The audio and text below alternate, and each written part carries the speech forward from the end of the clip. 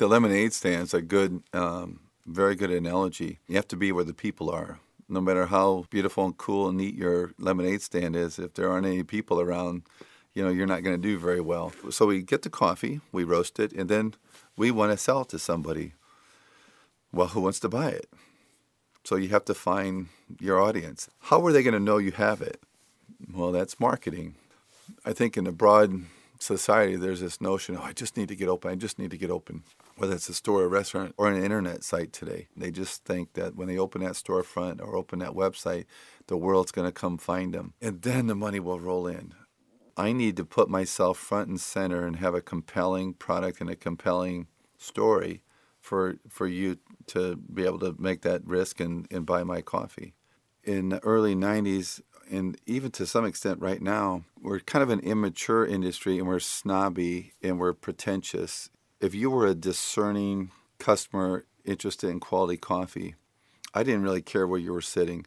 If you were at a coffee house or at a grocery store, women buy 75% of the coffee and women do 75% of the shopping, and women are in the grocery stores and that's where they want to buy it.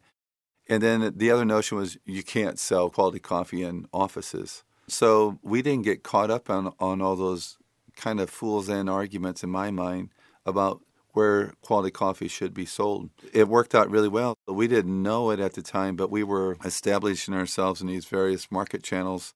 It was complicated, but again, we didn't really know any better, and we just did it. We figured it out. And so today we have established ourselves pretty solidly in various market channels. There's a couple of things about coffee that are somewhat different. Sometimes you hear it described as an affordable luxury. That coffee has gone through up to 9 sets of human fingers. It's taken a year for that coffee tree to produce a pound or a pound and a half. It's taken 5 years to get to that point where it can produce that first full crop.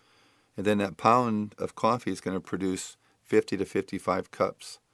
So I can get all that for 15 cents in a couple of minutes at my house. That is a steal.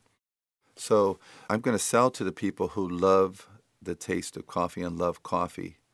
I'm not going for the person that just wants a little caffeine to go. Back in the day, it was pretty easy when I was putting this plan together. It was higher the education, the higher specialty coffee. The higher the income, the higher specialty coffee. Those are two still strong pieces of data.